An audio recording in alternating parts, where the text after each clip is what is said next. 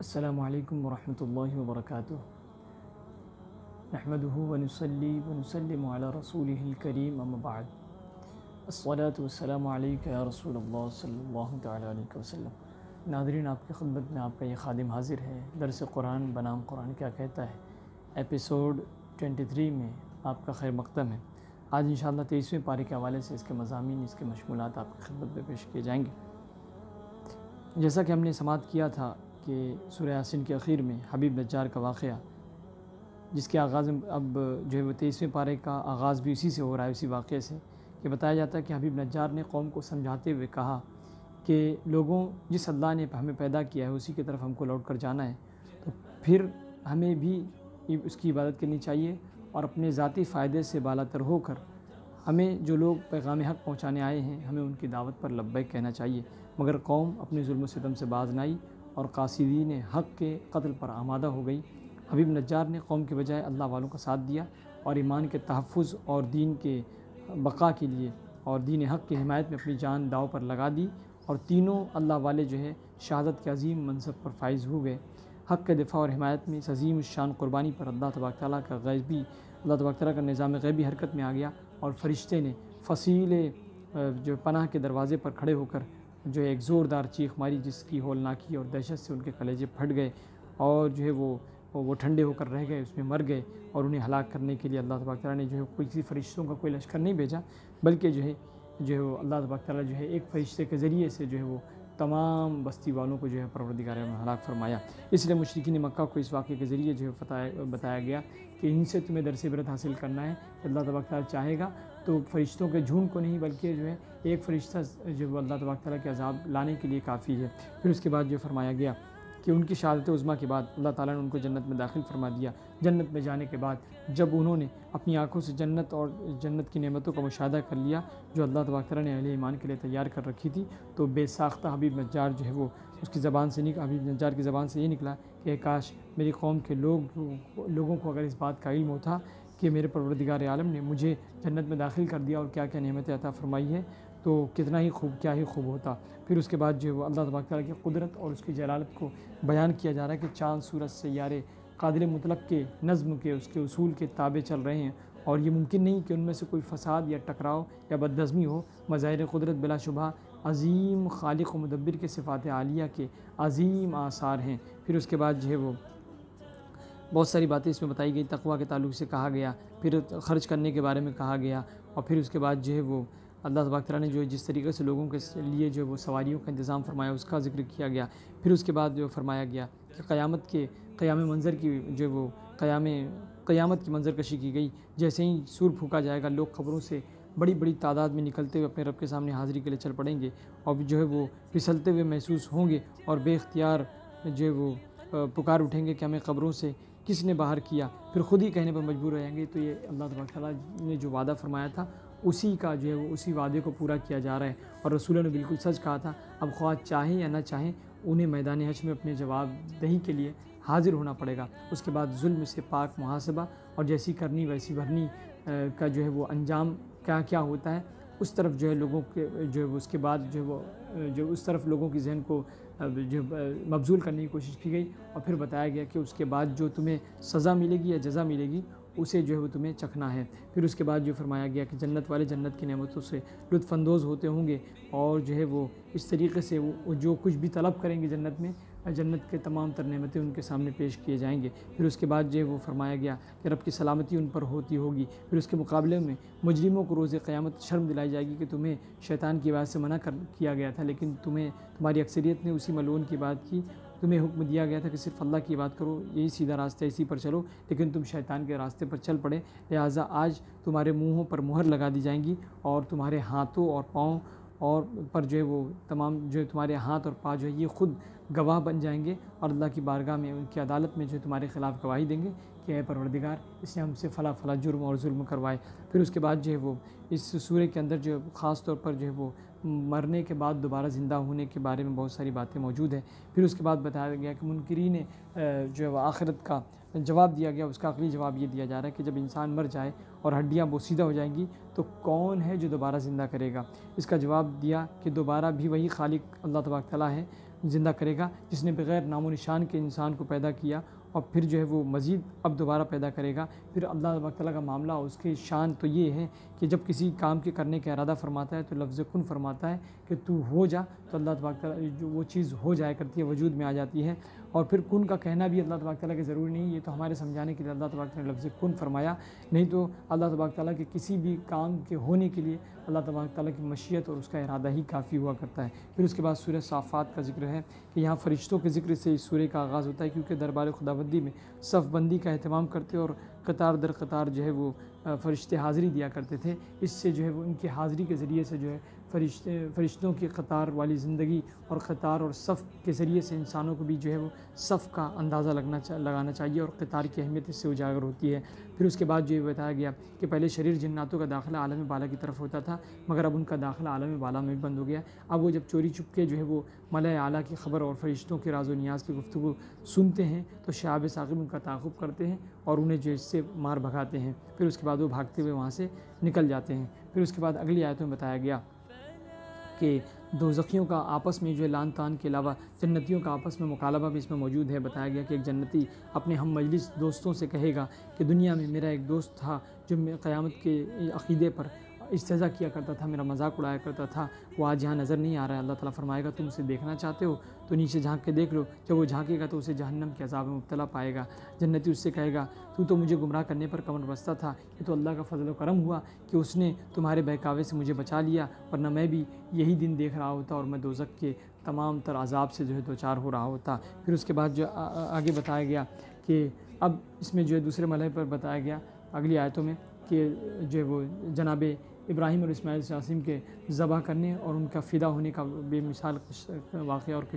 قصہ جو مشہور ہے۔ اللہ تعالیٰ نے جو ہے وہ جناب ابراہیم کو خواب میں دکھلایا کہ وہ اپنے عزیز بیٹے جناب اسماعیل کو کے گلے پر چھری رکھ کے انہیں ذبح کر رہے۔ واقعہ یوں ہوا کہ انہوں نے اسماعیل سے کہا کہ میں نے خواب میں تمہیں دیکھا ہے، میں تمہیں ذبح کر رہا ہوں، اب تم بتاؤ بیٹا اسماعیل کہ میں کیا کروں، کیا کیا جائے، تمہاری کیا رائے ہے؟ اس پر جناب اسماعیل نے ایک لمحہ توقف کیے بغیر ٹھہرے جو بلا تعمل جواب دیا کہ آپ وہ تمام کام کرے جس کا آپ کو حکم دیا گیا ہے، اس معاملے میں آپ مجھے صبر کرنے والا پائیں گے، بے شک اللہ تبارک تعالیٰ کی مرضی اسی میں ہے۔ جب جناب حضرت ابراہیم علیہ السلام نے جو ہے وہ اب ارادہ بنا لیا اور ذبح کرنے کی بات آئی تو جناب ابراہیم نے جناب اسماعیل کو پیشانی کے بل لٹایا، تو جناب اسماعیل کے بدلے جو ہے جنت سے مینڈے کی قربانی عمل میں آئی، اور اللہ تبارک تعالیٰ کو جناب ابراہیم کی ادا اتنی پسند آئی کہ پکار کر فرمایا، اے میرے خلیل، آپ نے اپنے خواب کو بالکل پورا اور سچا کر دکھایا۔ اس طرح جناب ابراہیم اور اسماعیل کی قربانی اور ذبح عظیم کا واقعہ جو ہے تمام واقعات کو قبول فرما کر اللہ تبارک تعالیٰ نے اخروی جزا ان کا مقدر بنا دیا، وہیں رہتی دنیا تک آپ کی قربانی کو ایک مثال والی قربانی بنا کر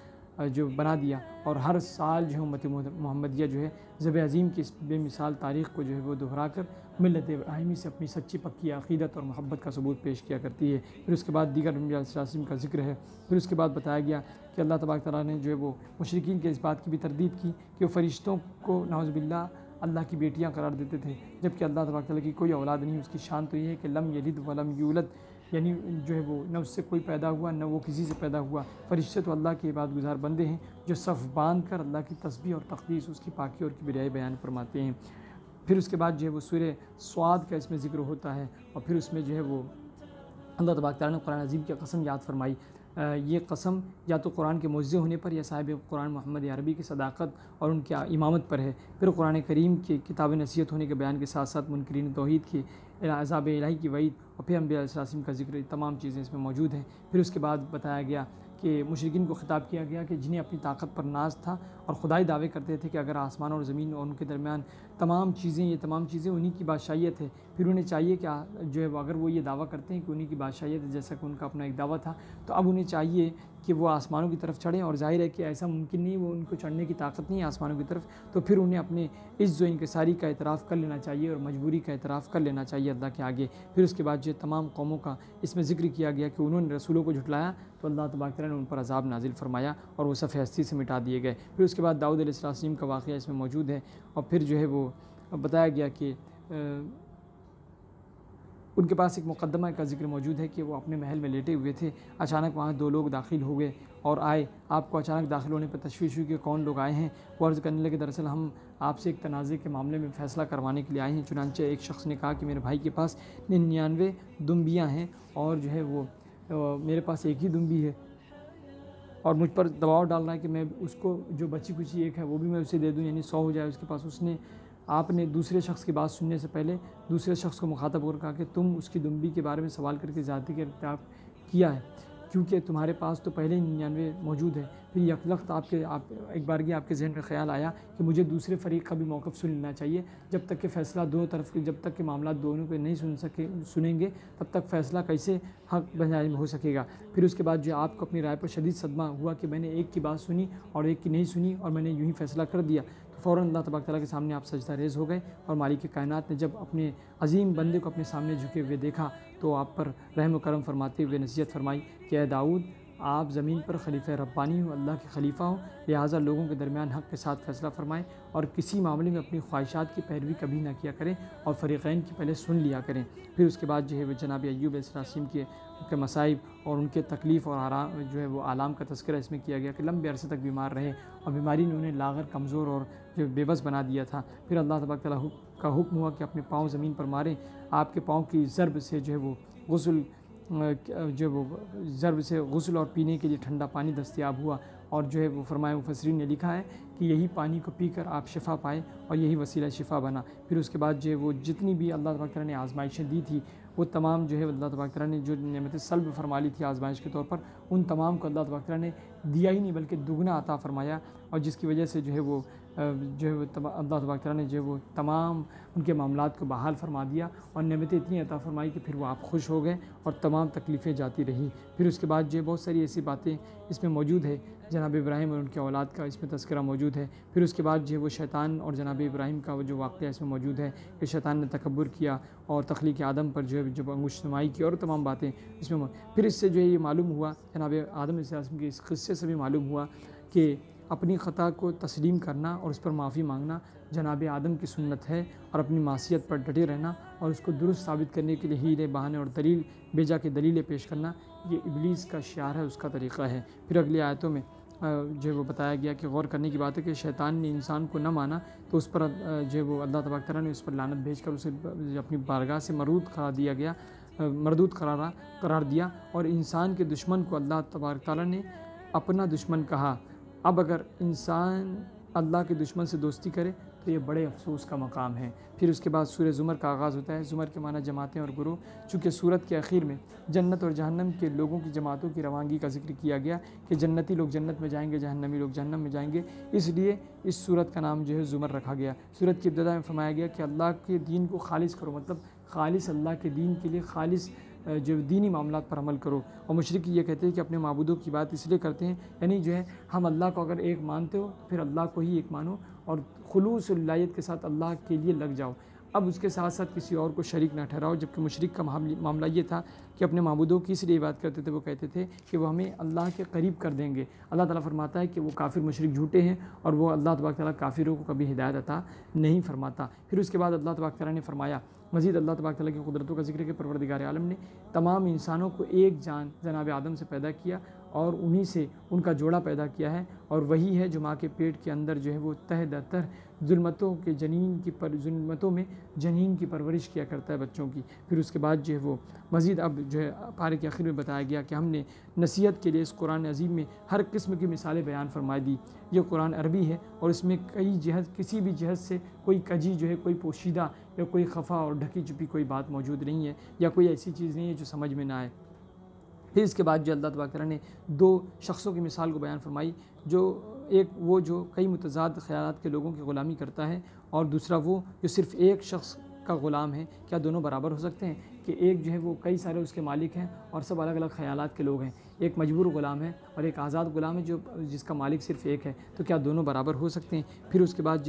یعنی وہ اللہ وحدہ لا شریک کا بندہ ہے، اس کا قلب جو ہے ایمان اور یقین و نور و ہدایت کی نعمت سے معمور ہوگا، اور صرف اسے ایک مالک کو راضی کرنا ہوگا جو اللہ کو مانتا ہے۔ اور پھر فرمایا گیا کہ مشرکین جو